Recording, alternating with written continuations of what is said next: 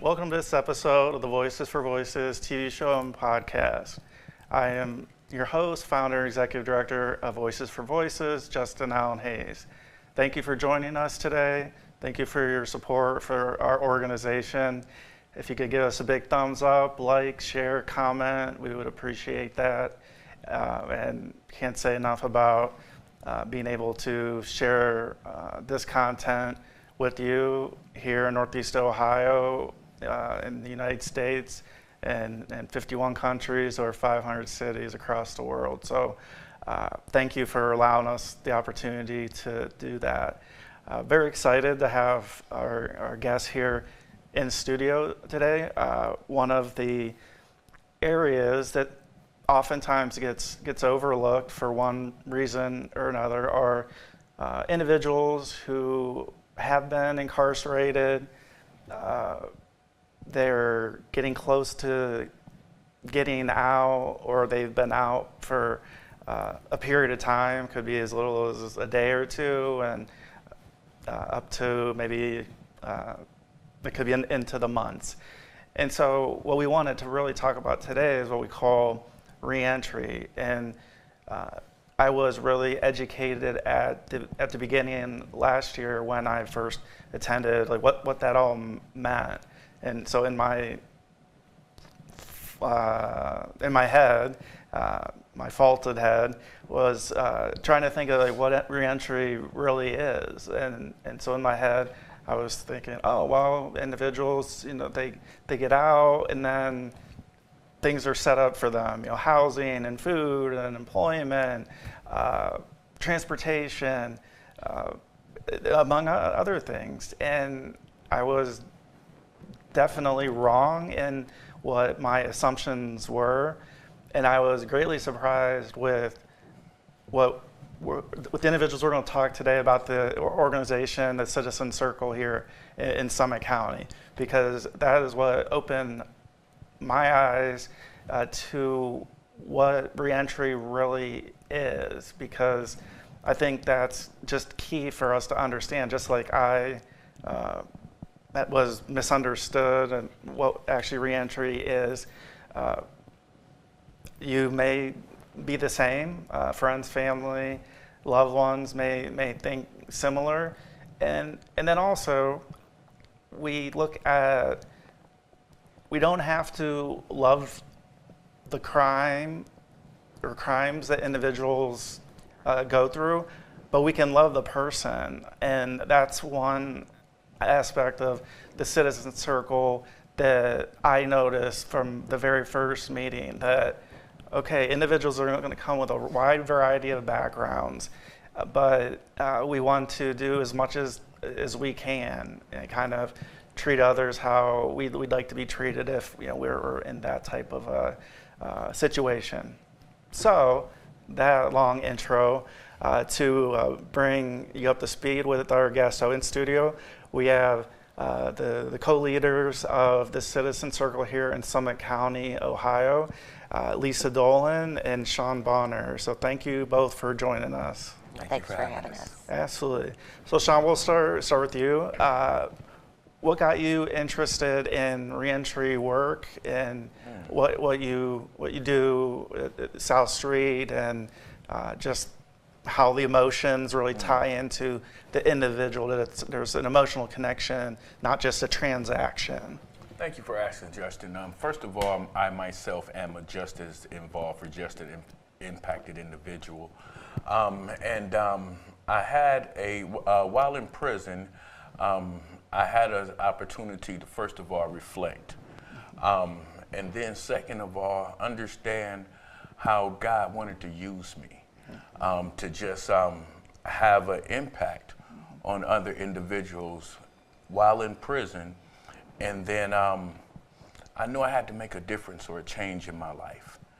So one thing led to another as far as going to school and just rebuilding my life. So I entered the School of Social Work. That led to an internship.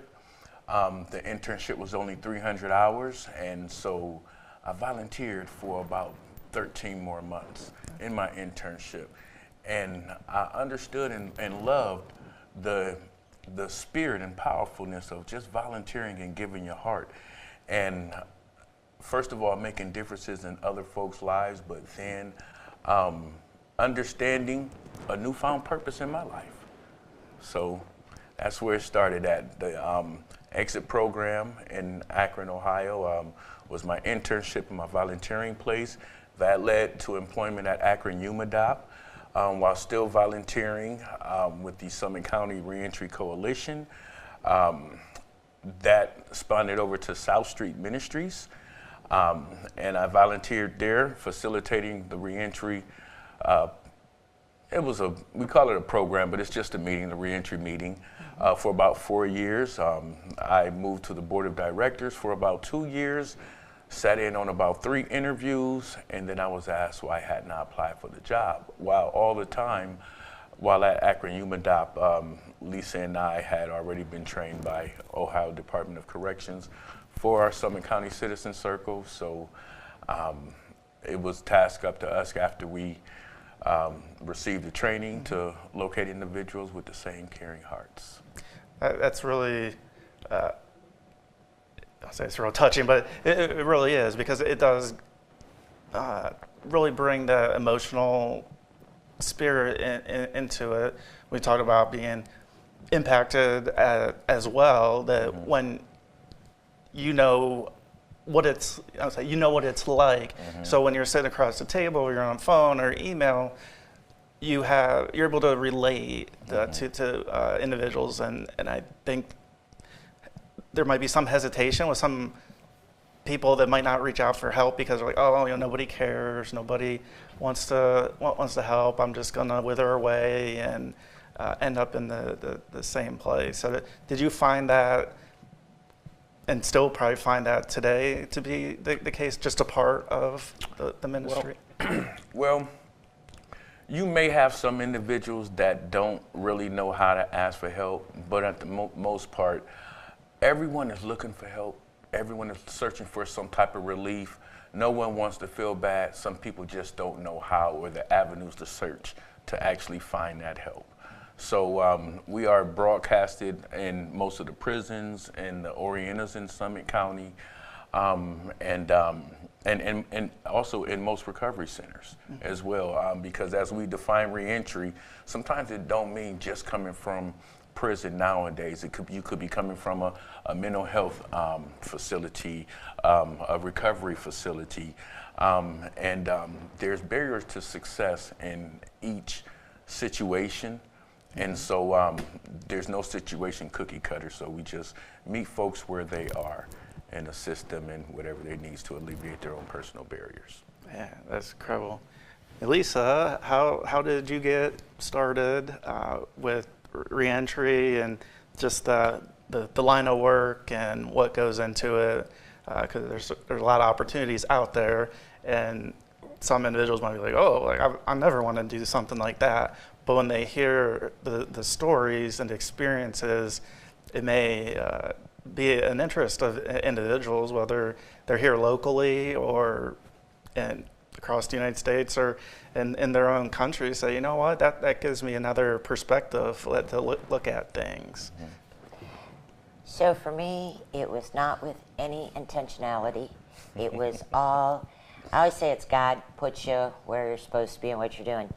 So my background, basically, I've been with Summit County government, will be almost 25 years, but nearly 23 years of those, I was child support. So here I am as a child support worker, and then in 2011, I got a promotion to become an outreach coordinator and develop a program. The program was meant for individuals that were having difficulty paying their child support. And the idea behind it was finding out why, identifying barriers, and then what could I do to assist? Well, a lot of the people that I was seeing that were having difficulty was because they weren't working because of criminal backgrounds. So I started seeing more and more of the that criminal background element, we now refer to justice impacted individuals. Terminology changes with, with all things. With that justice impacted, we're looking for people. Our meaning of it is that were they ever in jail, prison, probation, parole. Okay. And so once I started doing that program, it started opening me up. I was going into prisons, the state prisons, stuff like that. So I was really being more and more exposed to this population. And then, as Shawn said, in 2018, we were trained by the Ohio Department of Corrections for Citizen Circle. Okay. They don't tell us what to do. They don't monitor us. They just sort of gave us a training on sort of what to expect and maybe how to deal with this population. So Shawn and I started that in 2018. We co-chaired it, and we still co-chair. And that's kind of how it was, just all by accident or God's planning. It was never my intentions to say, hey, this is what I'm going to do.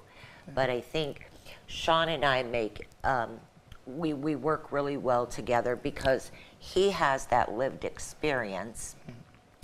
I have no problem telling our clients that I can't understand it 100%. I'd be lying if I did, because I don't have the lived experiences. But together, we kind of are the yin and yang of making it all work. Oh, yeah. And Nicely said. I think back to education. You have your textbooks, and then you have clinicals or experience. I remember a market research class I had.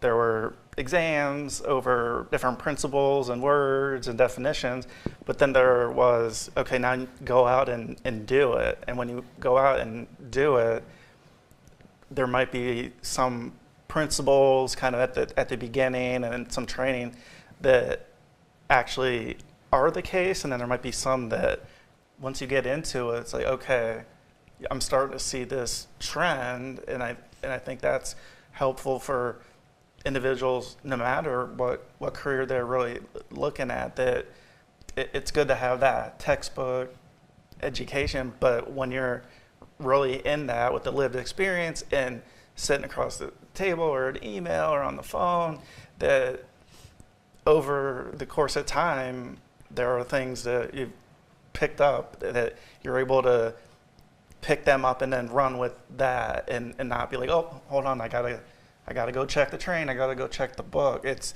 okay, here's what's happening, so I need to continue down this road until there's a shift in that.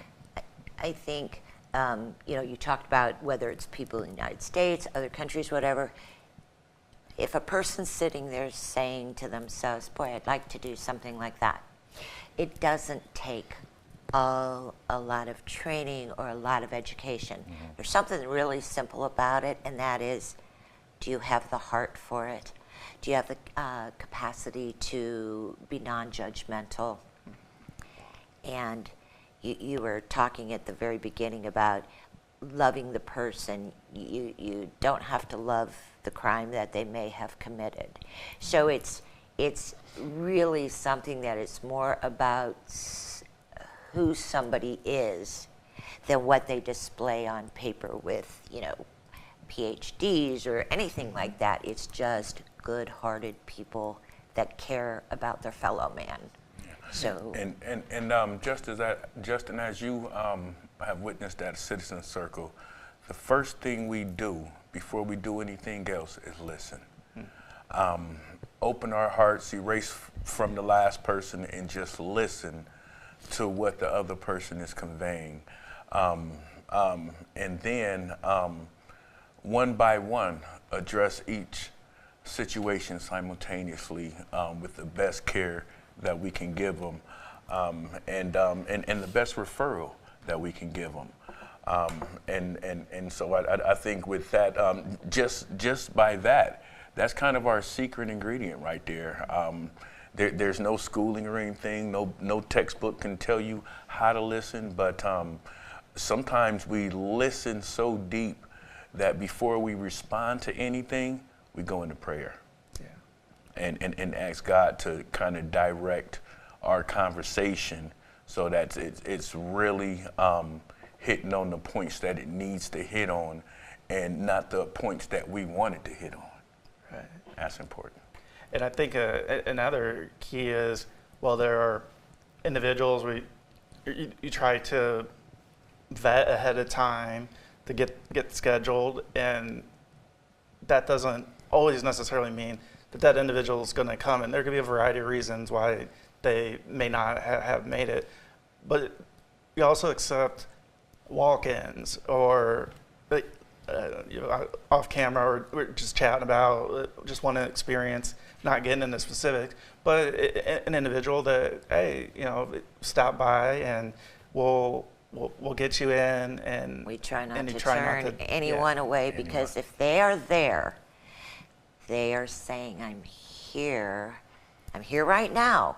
Because wait an hour or two, they may change their minds when they don't know what to expect, or they're not used to receiving the kind of help and just support from total strangers that we don't ask anything in return. That's kind of unique for most people. So yeah, we try not to turn anyone away.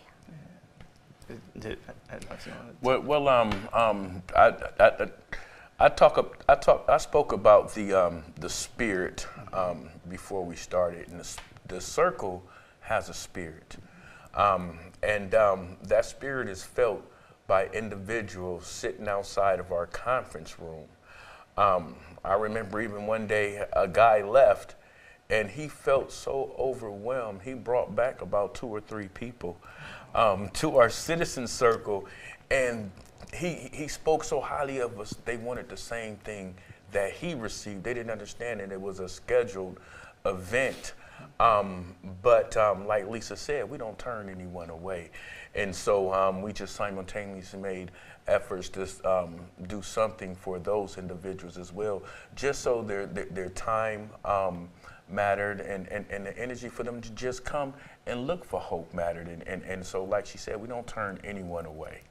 And that's incredibly important. I mean, we can think about ourselves, that if we show up somewhere, we do something, there's an intentionality there, and an individual, and again, I don't know from my experience, but I can just imagine that it takes even more guts and bravery to come and talk about maybe some of the worst times of their lives, worst things that they potentially did, and then again talk about it in front of strangers and going, okay, like, what's this going to do? And then once they, and I noticed it just, it almost brings, it brought me a little bit to tears the first time, because to see how that love and just connecting on a human level, like, hey, are you hungry?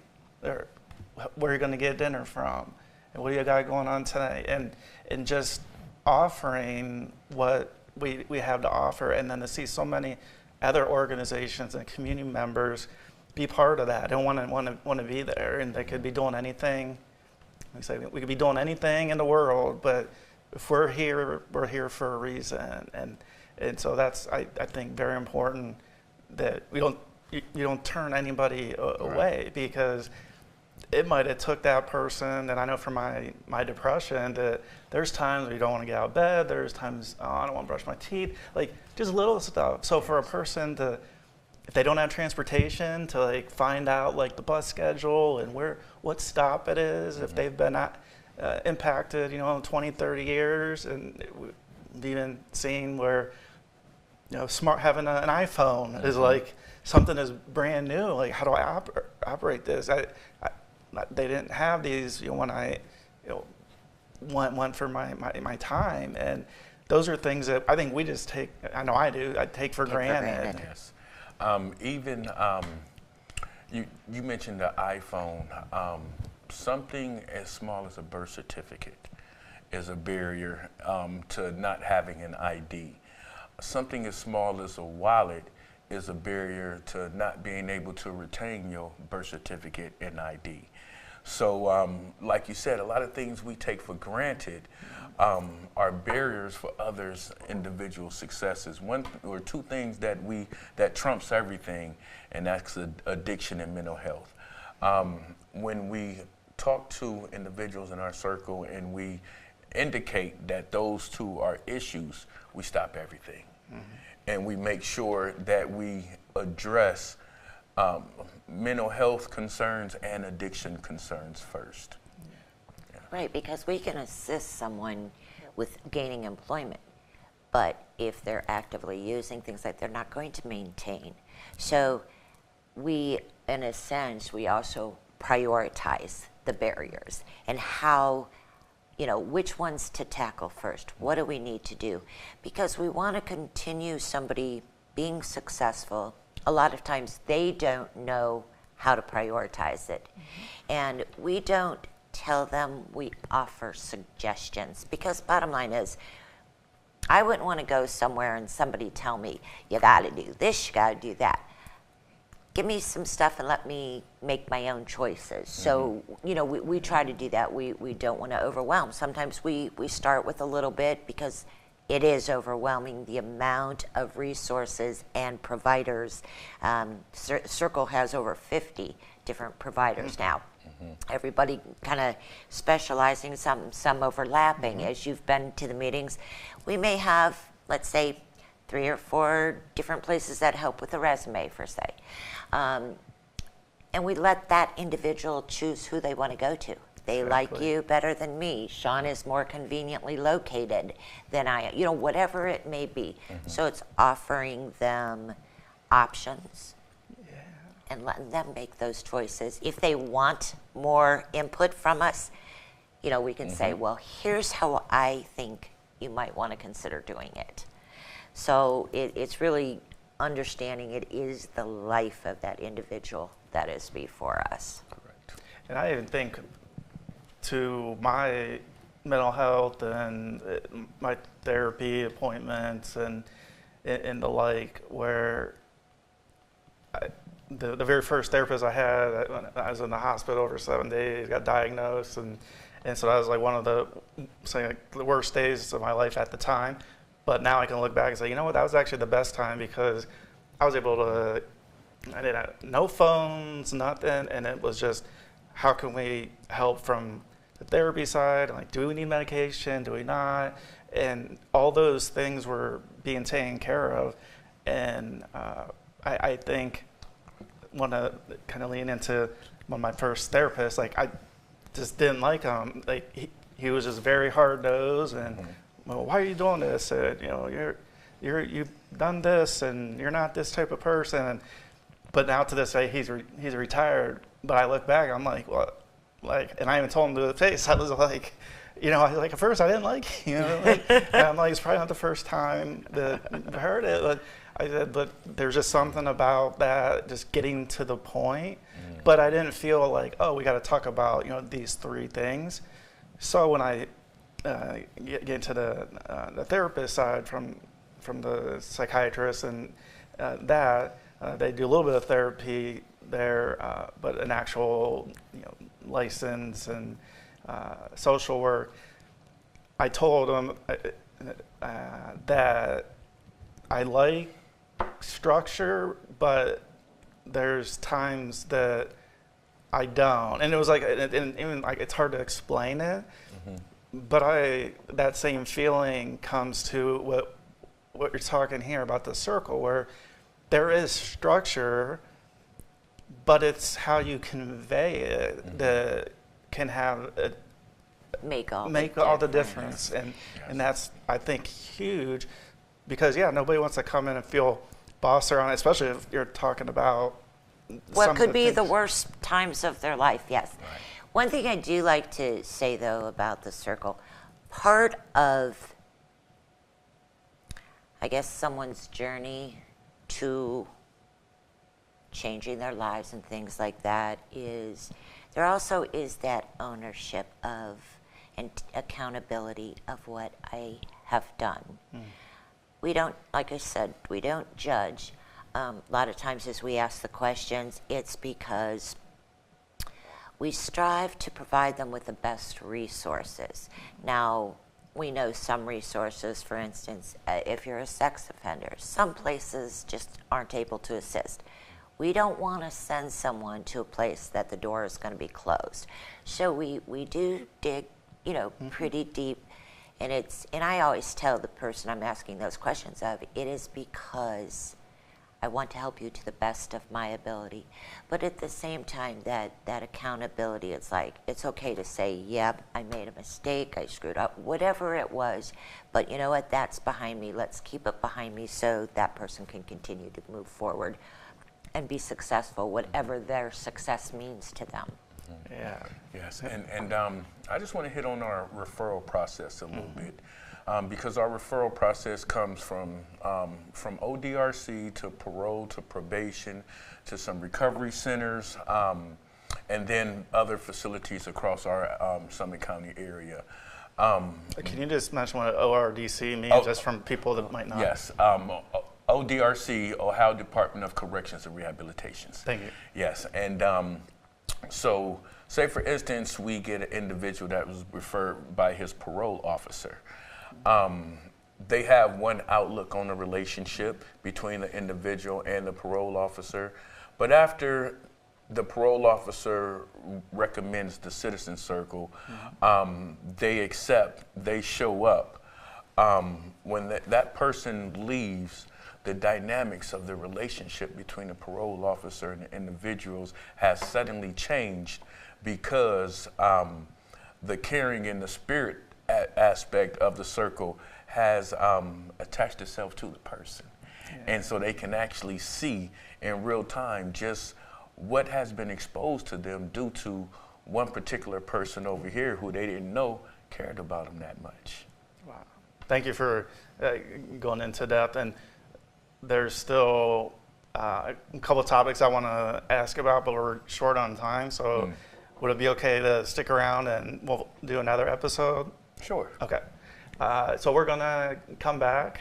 So be on the lookout for part 2 of our episode with Shawn Bonner and Lisa Dolan representing the Summit County Citizen Circle. It's just hugely important for anybody to just learn about what the Citizen Circle is and areas that you may be able to impact your own community, that they might not have to have a specific name called a Citizen Circle. So we're getting really short on time. So join us next time on the Voices for Voices TV show and podcast. Until then, be a voice for you or somebody in need.